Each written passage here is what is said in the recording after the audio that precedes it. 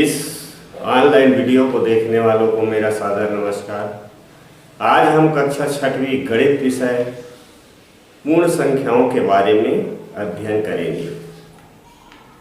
तो इसके लिए आइए हम कुछ देखते हैं, एक गतिविधि कह ले या सामान्य कुछ प्रश्न करते हैं कि एक पेड़ पर मान लो 10 चिड़िया है और 10 में 2 चिड़िया उड़ गई, तो हम क्या कहेंगे कि कितनी चिड़ियाएँ बची? तो 8 चिड़िया बची। अगर हम कहेंगे कि 5 चिड़िया उड़ गई 10 में से, तो कितनी चिड़िया बची? 5 चिड़िया बची। और 10 चिड़िया है और 10 में से 10 चिड़िया उड़ गई, तो कितनी चिड़िया बची? एक भी नहीं बची। पेड़ क्या हो गया? खाली हो गया। इसी प्रकार से मान लो हम 10 रुपये लेकर बाजार जाते हैं और 5 रुपये खर्च कर देते हैं, तो हमारे पास कितना पैसा बचेगा? 5 रुपये बचेगा। और मान लो हम 10 के 10 रुपये खर्च कर देते हैं और पूछा जाता है कि हमारे पास कितना पैसा बचा, तब हम क्या कहते हैं कि हमारे पास 1 रुपये नहीं बचा, कुछ भी नहीं बचा, खाली हो गया। लेकिन लिखित रूप में इसका विशेष हिसाब या ब्यौरा रखने के लिए हमारे पास कोई अंक चाहिए या कोई अंक या संख्या नहीं है। ऐसा हम नहीं लिख सकते कि कुछ नहीं बचा करके। तो इसके लिए हमको क्या लिखना पड़ेगा? कुछ न कुछ सांकेतिक रूप में लिखना पड़ेगा।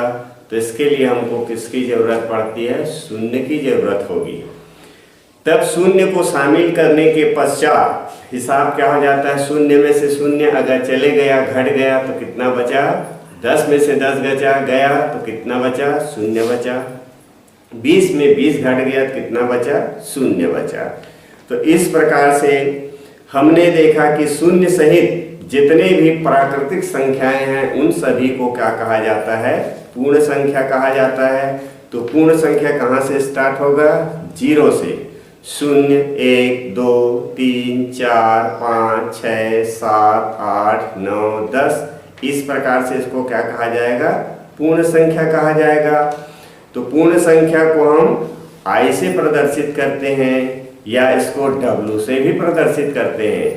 W मतलब क्या होता है? होल, है ना। तो होल नंबर क्या हो गया? Who starts from 0 is called whole number. या जो संख्याएं शून्य से चालू होंगी उन सभी को क्या कहा जाएगा? पूर्ण संख्या कहा जाएगा। तो इसमें हम जैसे प्राकृत संख्या में देखे उसी प्रकार से देखते हैं कि सबसे छोटी पूर्ण संख्या क्या है? तो क्या आएगा? 0 आएगा। सबसे बड़ी संख्या क्या है?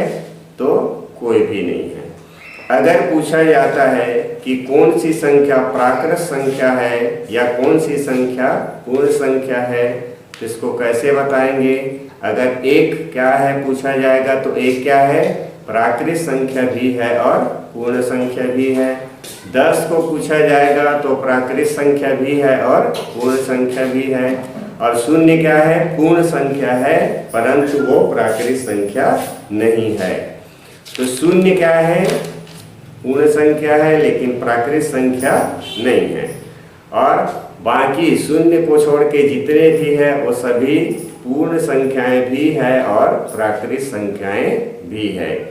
तो हम अंततः क्या देखें कि 0 सहित जितनी प्राकृत संख्याएं हैं उन सभी को क्या कहा जाता है? पूर्ण संख्या कहा जाता है। और इसको हम किससे प्रदर्शित करते हैं? स्मॉल I से प्रदर्शित करते हैं। तो I बराबर क्या हो जाता है? 0, 1, 2, 3, 4, 5, 6, 7, 8, 9, 10। ये डैश डैश डैश ये क्या होते जाएगा? इसी प्रकार से बढ़ते जाएगा।